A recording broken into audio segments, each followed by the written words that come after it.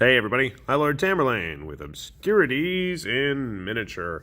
And today you'll notice we have a new crowd hanging out with us. We've got a bunch of Frostgrave guys. Why are Frostgrave guys hanging out with us? Well, because we're going to be looking at the Frostgrave Gnolls, the Gnolls. How many plastic Gnoll kits do you have? Because I can't think of any outside of this. So this is kind of a nice change of pace for me.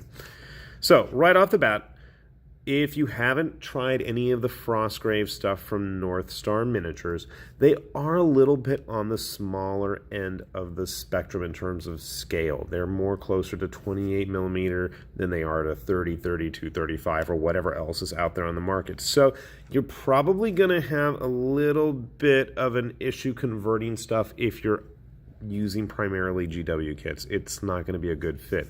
However, the cool thing about the Frostgrave models from Northstar Miniatures is that they are totally compatible with each other. And why would I say that? Because they've put a ton of them out at this point. And not only the Frostgrave stuff, but their Mass Battle Game Oathmark that they've been making figures for. Same scale, and you guessed it, totally modular and compatible with these. So, our Gnolls are in nice, raggedy, tattered armor. We've got two that are cut at the torso, so you can mix and match those a little. And not really anything in the way of tails. Do Gnolls have tails? I don't know. I'm assuming they did for some reason. I guess they don't. Like most Frostgrave kits, you have a ton of head options. Most of these are very long snouts. Some have helmets, not helmets, more like rags on their faces. We have quite a variety of hand-to-hand weapons, and one thing I want to point out is you'll notice that most of these arms, in fact all of the arms, are not very shaggy or hairy, and the reason for that is if you wanted to put them onto any of the other Frostgrave bodies, that way, you know, it looks normal, or somewhat normal. Most of the Frostgrave guys look like, you know, filthy vagrants that have been sleeping out in the woods, which they probably have, but, you know, it's beside the point. These bits, I think, would work really well with the barbarians. Sadly, I don't have any barbarians left because I built all of mine, but if I ever come across any in my garage, I'm going to stick some of their parts on, I think. Interesting, we only get two different shield types, and it looks like we've got, in terms of ranged bits, we've got a crossbow and a bow, two bows and the crossbow. Okay. I think that's about par of the course across the range. Couple of melee, what's it called? Spears and a greatsword. We've always had a greatsword, it seems, on just about every Frostgrave kit. Same thing with a spear or a halberd, at least a big battle axe here.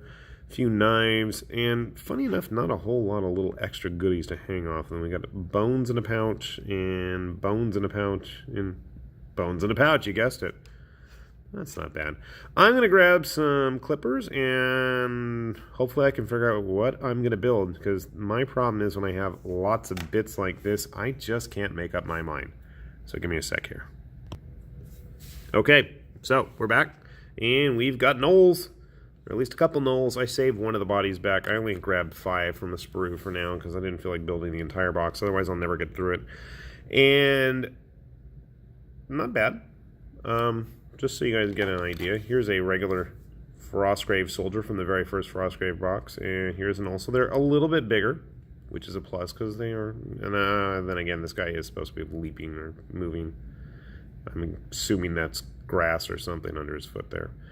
But just to give you a hint of how they are size-wise, and they all come with these little 25mm discs. I think they're 25. Are they 25?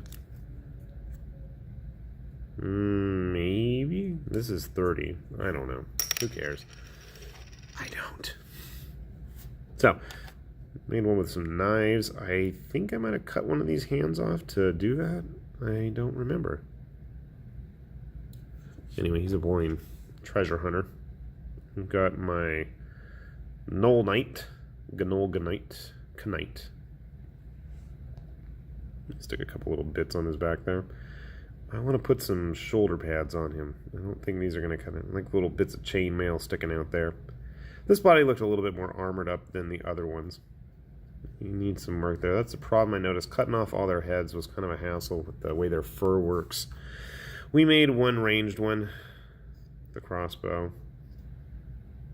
We needed to give him an axe. Where did I get that axe? I don't remember seeing that. I think that might be a barbarian axe, actually. I have a few Frostgrave bits laying around. I figure he's got to have something to thwack his enemies and up close. And then we made our close combat specialist with his piece of wood and his thwacking stick. It looks like I gave him bones too to hang out with. So overall, pretty nice, easy to build. I've never had a problem with the Frostgrave stuff. And you get 22 a box, which is a nice number of experimenting and having guys to swap parts with. So, as you can see with the other Frostgrave figures, we can get more close and personal there. You can see they're pretty close in size. And they're more hunched over. I guess they're more human size. He's hunched over too, so he's got that as an excuse. Now these are the plastics. This is a full plastic. This guy is a hybrid that was put together with head and arm and shield, I believe, from metal bits that were offered at one of the Nick starters. This is one of the metal Frostgrave figures, and again, pretty similar in size. Here's one of the cultist kits. Now, I was thinking maybe try putting a cultist hood on one of those gnolls, but I don't know if that's really going to work because of the way their necks are designed. Could be wrong though. Let me give it a shot and see what happens there. So they even scaled pretty decent with the GW stuff. I mean, they're not human, so they wouldn't look totally out of place, but when you start getting into the bigger stuff, like with Shadows of Brimstone, they look kind of diminutive. Then if you really want to have them look small, then you get like the Malifaux stuff, and they're like barely up to his waist. Or even the new modern GW guys. I mean, no, I guess the one behind him might be giving him a run for his money, but for the most part, I get the hiccups here, the Frostgrave stuff does tend to scale pretty decently with other fantasy kits on the market. I think outside of stuff like Kingdom Death or Wild West Exodus, you're going to start running into issues in terms of size. So overall, cool little kit. And if you are a D&D player, I mean, 20 gnolls for probably 30 bucks if you search around. I've gotten mine cheaper, but then again, I scrounge the internet every day on eBay as it is, so you know, I'm a bit of an outlier case. Not a bad deal. And especially if you like to paint, and especially if you have plenty of other Frostgrave kits or access to it, you might want to check around because people, you know, I swap Frostgrave bits and plastic bits with other members of Daka all the time. So ask around. You might know somebody who's got some, and you know, you can come up with some real interesting conversions, especially now that they have the new wizard plastic kits coming out. I'm curious how these guys might play with that. You're going to make an interesting Beastmaster. So I will let you guys go and start finishing up the rest of my gnolls. This has been High Lord Tamberlane with Obscurities and Miniatures saying thanks for watching, and hopefully we'll see you around soon for some of these other videos. Bye bye, even though I'm out of focus.